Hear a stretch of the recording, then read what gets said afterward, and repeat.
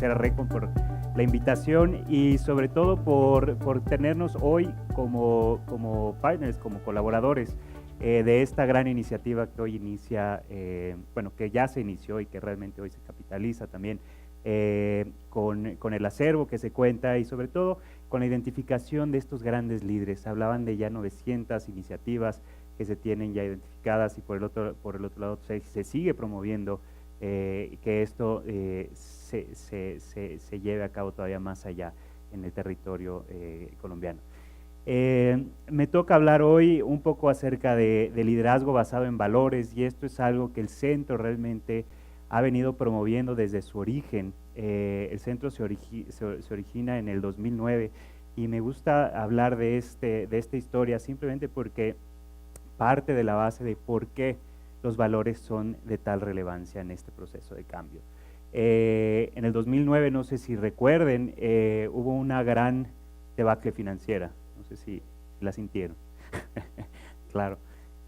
Una gran crisis económica. Realmente en el momento en Cambridge, en Boston, MIT y demás, se juntan, se convocan y se junta a grandes pensadores, intelectuales, líderes de opinión, etcétera, para ver qué realmente pasó y por qué pasó esta crisis. Se hacen las primeras preguntas en contextos técnicos. Bueno, los líderes contaban con las herramientas básicas, técnicas, tecnológicas para que esto se pudiera evadir. Realmente los líderes sí contaban con todas estas herramientas y realmente después de muchas preguntas se dieron cuenta que el gran problema es que estos grandes líderes contaban con poca infraestructura o conocimiento en contexto de ética y valores en la toma de decisiones. Se dan cuenta estos señores de la importancia y de la relevancia que eso tuvo y se hacen la pregunta de, bueno, ¿quiénes son estas personas? Bueno, empezaron a hacer una lista y resulta que estas personas son egresados de estas universidades. De ahí un gran foco rojo y dicen, vamos a hacer este centro. Un centro que promueva realmente la ética y los valores en contextos de la educación, el desarrollo tecnológico y sobre todo en diálogos públicos, influir en políticas públicas para que realmente sea una agenda de relevancia. ¿Y por qué los valores?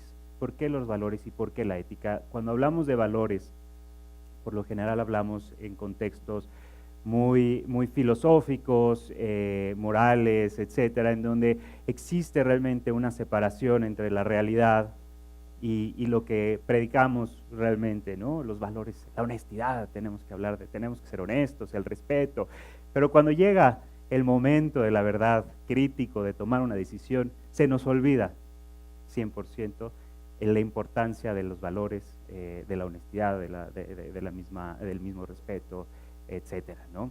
¿Por qué? ¿Por qué pasa eso?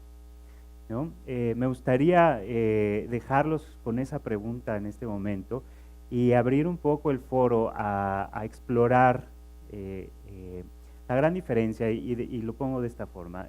Si hablamos de líderes de negocios, y es una pregunta a ustedes, ¿quién les viene a la mente? Steve Jobs. ¿Perdón? Ford. Gates, por acá, Bill Gates,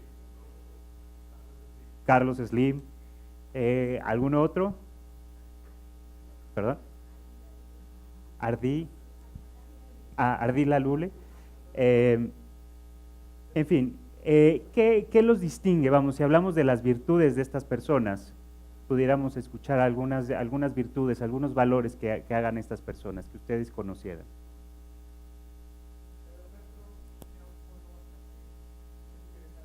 Vamos, Donald Trump. ¿Qué virtud? ¿Qué valor? Hola. Debe de tener el señor valores, ¿de acuerdo? Tenacidad. Antivalores, básicamente. Tendrá tenacidad, tendrá, no sé, escuchemos algo, vamos a explorar, vamos a rascar. Persistencia. ¿Perdón? Tomar riesgos. Estrategas. ¿Será un valor ser estratega? ¿No? visionarios, pero hablemos de nuestro amigo Trump, visionario, etcétera. Bill Gates, alguien comentó de este lado, Bill Gates. ¿Qué vemos en Bill Gates? Disciplina,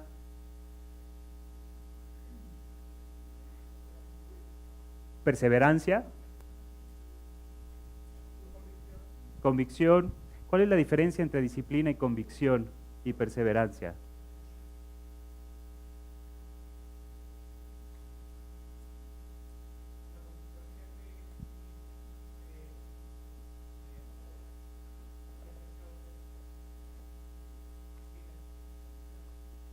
¿Y la perseverancia? De acuerdo.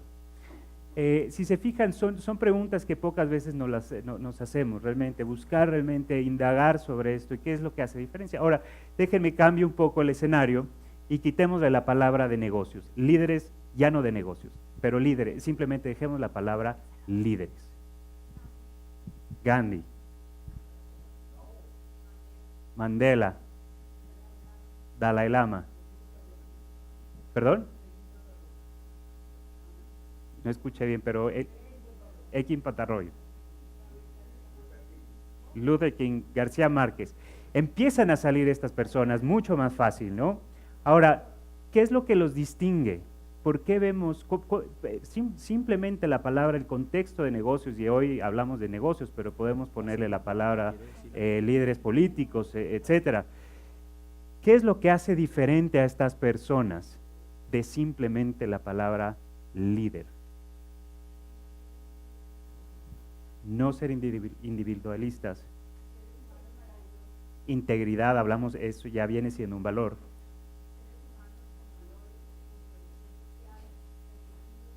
Hablemos de esos valores que los distinguen. En este momento, bueno, hace un momento hablamos de Trump, que tenía esta parte de perseverancia, visionarios. Si nuevamente hagamos el mismo ejercicio, ¿cuáles son estas virtudes y valores que ahora a los líderes los distinguen? Servidores, sensibles,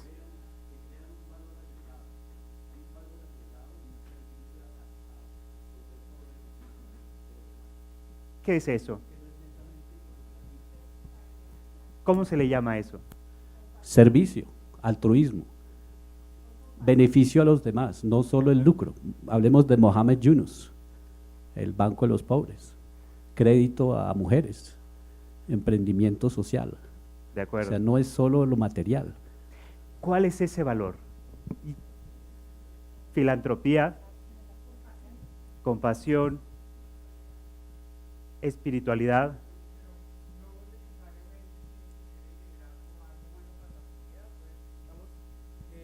Digamos, los líderes en un país tan convulsionado como este, los líderes de las FARC o los líderes de los Usuga, ¿sí? Del Cartel del Golfo, son realmente líderes. De ¿sí? acuerdo. Pero entonces su liderazgo está basado no en en el beneficio de las comunidades, sino en el beneficio o personal o de sus grupos de trabajo, o en una mesiánica idea que las comunidades tienen sobre ellos y lo siguen así no sea una cosa que beneficie a las comunidades o a las personas. De acuerdo, y acá hay una distinción interesante, ¿no? Porque no hablamos de líderes buenos y malos, hablamos de líderes, ¿no?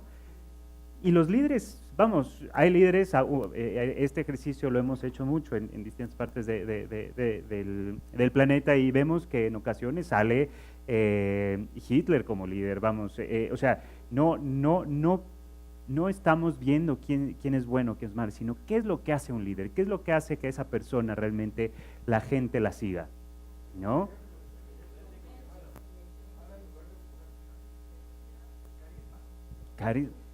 Estoy escuchando muchas palabras, pero hablemos de valores, porque y eso creo que es lo que lo que empezamos nosotros, y ese poco puede ser el ruido que nos empieza a cegar. Estamos así creando estas historias en donde nos quedamos en la descripción y en tratar de racionalizar una historia más que identificar ese valor. Y ahí creo que es en donde parte el primer problema, en donde los valores nos los han enseñado, pero los hemos practicado poco, al punto en donde hoy, cuando hablamos de honestidad, ¿qué es la honestidad? ¿O qué es el valor de la curiosidad? ¿O cuál es el valor de la perseverancia versus el valor de la disciplina, ¿no? Y empiezan a haber ya líneas muy finas entre uno y otro, en donde empezamos nosotros a construir ciertas historias para justificar ciertas cosas, y justificando se nos empieza a olvidar realmente el porqué de lo que estamos acá. ¿Había por acá un comentario? Ok, pienso que en general los líderes, o líderes que es muy buen comunicador, o sea, puede que tenga un fin terriblemente perverso como un Gengis Khan, como un Hitler, como un Stalin, pero digamos que al final no importa tanto, o mejor dicho, a la hora del té no le importa tanto a quienes lo siguen los valores, los antivalores o valores que representa, sino más la manera en que los comunica.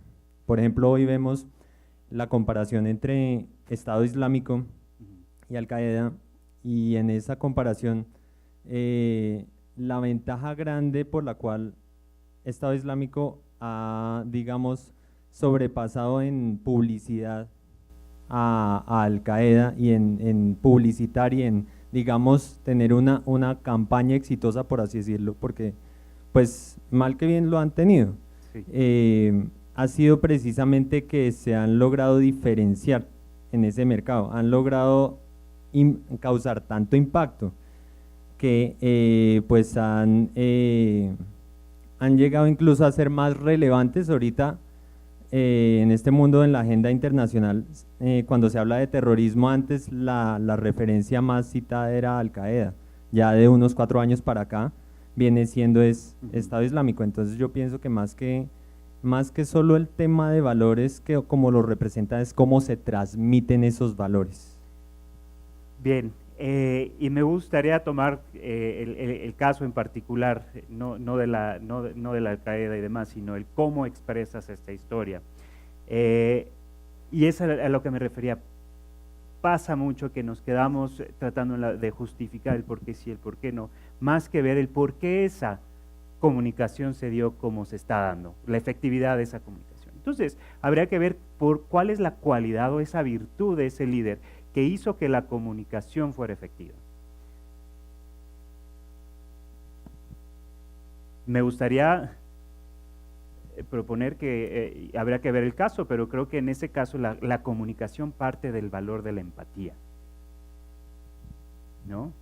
¿Cuántas veces estamos nosotros o cuántas veces hemos abordado la conversación de la empatía? ¿Qué es la empatía? ¿Por qué es importante? ¿De acuerdo? Claro, la empatía, en el momento en que nosotros entendemos realmente la empatía y la llevamos a la acción, entonces podemos hablar de compasión. Porque la empatía por sí sola es muy estática. Vamos, es maravillosa, entiendo a la otra persona, pero después de haberla entendida, ¿cuál es el siguiente paso? Tomemos acción. Y entonces hablemos de compasión. La empatía en acción hace la compasión. ¿De acuerdo? Y ahí es en donde el liderazgo basado en valores realmente cobra vida y realmente hace la diferencia entre estos dos mundos, en donde hablamos de un líder, como comentábamos, nombremos líderes y automáticamente salió Gandhi, la Madre Teresa de Calcuta, el Dalai Lama, Martin Luther King, etcétera. Versus hablemos de líderes de negocios y nos quedamos realmente en perseverancia y en cosas que son muy buenas, pero realmente son momentáneas y posiblemente nadie, ninguno de nosotros quisiéramos tomar la vida de estos individuos. Es decir, ¿quién quisiera ser Steve Jobs? Con todo lo que incluye, el bueno y malo, estilo de vida, no estilo de problemas, etc. Realmente ahí es en donde nos cuestionamos. Y la otra pregunta es, ¿quién quisiera tomar la vida de un Gandhi o de un Dalai Lama? Hay que pensarlo muy bien, ¿no? Ahora, ¿quién quisiera tomar su propia vida y realmente hacer una diferencia y convertirse en eso? ¿No? Y ahí es en donde buscamos esa pregunta. ¿Cómo hacer y cómo generar a estos, cómo promover estos líderes? Y hoy lo que nos trae y lo que nos reúne aquí es Recon, con esta visión de haber ya identificado 900 iniciativas, dentro de los cuales han sido promovidas por estos líderes comunitarios, líderes morales.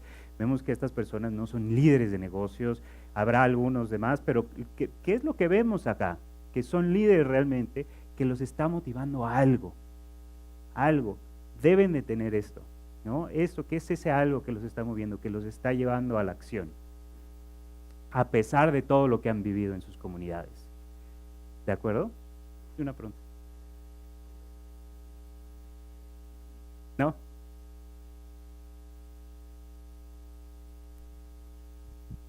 Yo sí tengo una intervención sobre el tema de los valores y el liderazgo, y quisiera que nos absolviera. Es que hoy en día todo el mundo habla de los valores, la educación en los colegios en valores, el liderazgo en valores, pero resulta que los valores, se está olvidando la calificación de esos valores. Por ejemplo, la lealtad es un valor. Goebbels, Speer fueron leales a Hitler. Hitler fue un líder. Hablar simplemente de los valores nos está llevando a confundirnos. La primera persona que se habló de liderazgo fue Steve Jobs. Claro, fue un genio de la creación de unos productos, etcétera, pero su vida personal y el trato hacia sus empleados, quienes vieron la película, la historia de su vida, tal vez no es el mejor ejemplo. Pregunto, Sí. con esa introducción, ¿no estamos olvidando la calificación que se le da a los valores entre el bien y el mal? Porque la lealtad hacia Hitler no podemos considerar que sea un valor bueno. Hay valores buenos y malos y estamos olvidando esa calificación para poder seguir unos líderes que justifiquen, porque la tenacidad, toda clase de valores pueden ser buenos y malos. Mi pregunta es esa. Muy buena pregunta y muy buen contexto. Y eso es, me gustaría irla contestando conforme vayamos haciendo la presentación, porque vamos a llegar a esto, y no al tema de los valores son buenos o malos, sino qué es lo que nos hace y cuándo realmente usamos y desde dónde usamos nuestros valores. Y la pregunta aquí viene siendo, ¿cuáles son nuestros valores? Hoy vemos listas inmensas, nos metemos a Google y bueno, literalmente pongan lista de valores y salen múltiples, y valores universales y salen todavía más. Ahora, ¿cuáles son nuestros valores? Los valores de cada individuo. Y si hemos hecho ese ejercicio, nos hemos hecho esa pregunta. ¿Por qué? Porque hoy, hablemos en particular, yo hoy he hecho este ejercicio, a mí me gusta decir que uno de mis valores, por ejemplo, es la lealtad, el valor de la familia y el valor, por ejemplo, de la naturaleza. Para mí son cosas que me apasionan. No están dentro de la lista de los 10, o posiblemente no estarán dentro de la lista de los primeros 10 valores universales o 10, etcétera, pero esos son los que a mí me mueven y son los que a mí me rigen. Y ahí es en donde empieza el primer paso. Identifiquemos cuáles son estos valores que mueven a estas personas. ¿Por qué es tan importante? Porque entonces podemos ver si estamos alineados al sistema que quisiéramos nosotros participar en. ¿Me explico? Lo vemos en las empresas también, ¿no? Las empresas hoy dedican millones de dólares para identificar su misión, su visión y sus valores. Los empleados, por ejemplo, llega la empresa, una empresa de periodismo, podría ser su valor principal la curiosidad.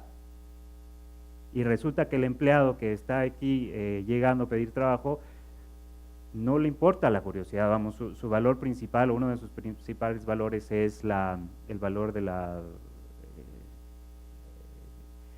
no sé cuál les gusta, la honradez, ¿no? O la disciplina. Entonces, realmente ahí no va a haber una sincronización, no va a haber una sincronía entre los valores de la empresa y del empleado. Entonces, ahí va a haber una desconexión en donde cuando la empresa dicte algo o la organización dicte algo en donde tenga que ir sobre el valor de la curiosidad, la persona va a decir, no, soy honrado y no voy a hacer eso, ¿no?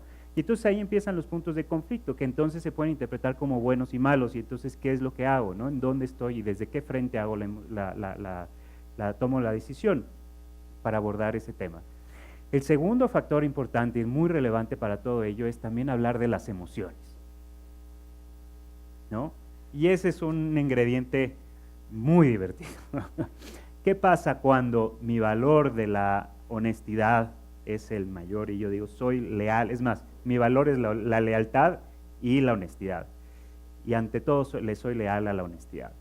¿Qué pasa el día que llegue yo a una situación en un contexto emocional de enojo, tristeza, ira y celos y envidia? ¿Cómo voy a reaccionar? ¿Cómo voy a hablar? ¿Qué tan leal le voy a hacer a ese valor de la honestidad? Y ahí es en donde empezamos a ver el conflicto y la realidad ya no teórica de la filosofía o la psicología en contexto de valores, emociones y demás, sino en la situación actual. Y es lo que vemos hoy en las comunidades, ¿no? Ante una situación de crisis, las personas y hoy los líderes comunitarios que estamos viendo acá han sido fieles y leales a esos valores, consciente o inconscientemente, y ahí es en donde vemos una gran virtud. Y por último es el contexto o el tema de el para qué hacemos las cosas y por qué lo estamos haciendo. ¿Me explico? El propósito, ¿no? ¿Desde dónde lo estamos haciendo? Porque sí, podemos tener nuestra escala de valores muy bien puestos, muy bien ejecutados, y nuestras emociones muy bien controladas, y muy bien analizadas y entrenadas. Sin embargo, si no hay una dirección realmente, va a ser difícil que eso se catalice, ¿no? Y ahí es regresando un poco a la pregunta que hacía, bueno, ¿cómo hacemos y por qué vemos líderes que si es bueno o malo? Realmente ahí no es que el valor sea bueno o malo, sino el propósito de la persona es la que dicta y rige hacia dónde y cómo se utilizarán estos valores y esas emociones en el momento, donde las emociones también son una herramienta importante para promover un tono emocional, ¿no? ¿Estamos entrenados para generar esos tonos emocionales en contexto de comunicación? Tenemos un poquito más de tiempo. Tenemos la capacidad para, como líderes, generar estos tonos emocionales. Hablaban de la comunicación, ¿no? Estos grandes líderes, a través de la empatía y de la absorción de esto, él puede controlar ese tono y proyectar un tono emocional para que la gente se pacifique o vamos, la energía sea alta positiva o negativa o se direccione. Entonces, acá es en donde vemos muchas herramientas para poder realmente dirigir. Ahora, y para concluir un poco todo ello, la idea de todo esto es que no se quede en la teoría. Perdón, allá hay una pregunta.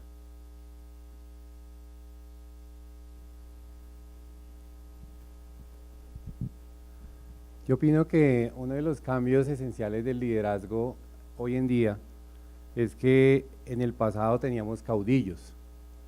Y cuando hablamos de liderazgo no hablamos de ser seguidores, sino de cómo cada ser humano asume su capacidad de ser líder. Y ese propósito se traduce en la capacidad de servicio, en la capacidad de buscar que lo que hace el líder se traduzca en beneficio para los demás. Y traducirse en beneficio para los demás es cómo logramos que la vida sea mejor para las personas. De acuerdo. Ese es el liderazgo. De O sea, acuerdo. el otro liderazgo es un liderazgo de caudillo. Por ejemplo, hay un propósito superior del ser humano que es la vida. Y si alguien está en contra de la vida, pues no es un líder. O vivir en paz es un propósito superior de cualquier sociedad. Si no se consigue eso, pues entonces no hay un liderazgo. Entonces servir es la expresión del liderazgo y es un liderazgo que es individual.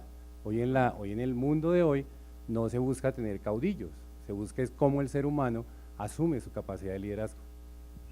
De acuerdo, y yo creo que acá si es caudillo, no, realmente es más bien el contexto de la inclusión, cómo pensamos más allá de nuestro ser, realmente que nuestra acción realmente incluya a la comunidad. Y acá iba un poco a concluir en en el sentido de cómo hacemos que toda esta teoría se haga la realidad, se lleve a la realidad. Tenemos que hacer un proceso de entrenamiento, tenemos que, y a través del centro lo que estamos haciendo es generando planes, programas para que esto suceda dentro de este contexto y no estemos realmente dando o enviando material, que es lo que hoy vemos que muchas organizaciones buenas o malas están haciendo, en donde simplemente hablamos de liderazgo como los 5 pasos para ser líder, la comunicación efectiva, etc. Sino aquí lo que tenemos que hacer es promover un proceso de transformación en el individuo, trabajar con cada una de las personas. Líderes pueden haber muchos o pueden haber pocos, pero lo que queremos es que exista la capacidad de reconocimiento y de autorregulación de las personas para poder tomar acción con dirección. Y en particular riesgos, ¿no? Riesgos con dirección que puedan realmente empujar la agenda hacia el punto en donde queremos, en donde como sociedad, como organización, como país se quiera llegar. Es difícil y hemos visto mucho esta palabra y en particular en Colombia lo que yo he escuchado mucho es esta palabra de resiliencia y no sé si sabemos qué significa resiliencia. Realmente la resiliencia es llegar a regresar a nuestro estado natural para de ahí poder volver a partir y poder emprender. ¿Sí me explico? Ahora, una pregunta, y yo lo he comentado acá con colegas, es, bueno, ¿cómo podemos llegar a cuál es el estado natural de Colombia cuando hoy vemos que son 3 generaciones aproximadamente en donde han vivido en una situación de crisis o de guerra, de conflicto, ¿no? Una generación que nace en esto es una generación que su estado natural es de conflicto. Entonces, si hablamos de resiliencia y le estamos pidiendo a estas generaciones que regresen a su estado natural, le estamos pidiendo que regrese a su estado de conflicto. ¿De acuerdo? Que es un concepto, no estoy acá diciendo que esa es la verdad, pero pensemos realmente en esto y cómo podemos hacer para que, como una ballena que nace en cautiverio, si hablamos de ese estado natural, el estado natural de una ballena es en cautiverio, ¿cómo hacemos para que poco a poco poder ir entrenando a esta ballena para liberarla en su contexto, ahora sí natural, y sobreviva? ¿De acuerdo? Entonces, ¿qué debemos de hacer para entrenar a estas generaciones, a estos líderes y demás, para que en el mundo de la resiliencia puedan entender y entrenarse para en el momento en que lleguen realmente a tomar acción y decisión, sean basadas en valores, sea un liderazgo que promueva realmente este mundo y que mueva a la gente con dirección?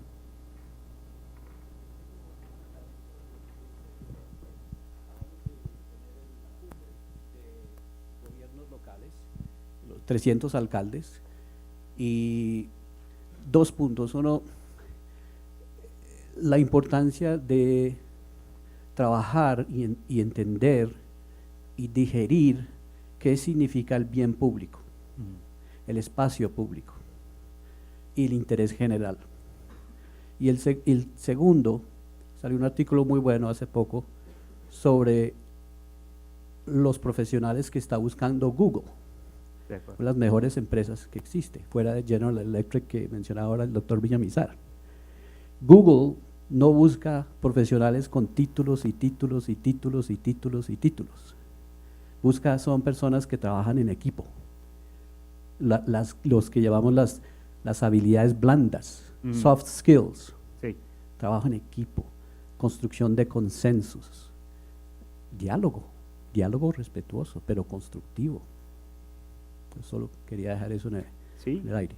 Y pensemos nuevamente, ¿qué es lo que promueve esos diálogos? La pregunta que quiero dejar hoy acá es, ¿qué es lo que hace que eso suceda? Porque podemos leer un libro de técnicas de comunicación efectiva, negociación, todas estas cosas son maravillosas y sirven, pero pueden ser mucho más poderosas si vienen dentro de un punto o de un contexto, del centro de la persona que se basa y se rige en esos valores y convicción y con dirección. En ese momento vamos a poder tomar riesgos con dirección y hacer un cambio, realmente, ¿no? La tecnología es otra cosa que hoy viene Y lo que hay que ver en el mundo de la tecnología, estando en MIT, vemos muchas cosas de lo que está sucediendo, inteligencia artificial, este tipo de cosas. Habría que ver cómo queremos usar esta tecnología, que no sea la tecnología la que nos venga a resolver el problema, sino cómo vamos a usar esa tecnología para acelerar la solución. ¿Me explicó? Y realmente llegar a ese objetivo más rápido. Muchas gracias. Gracias.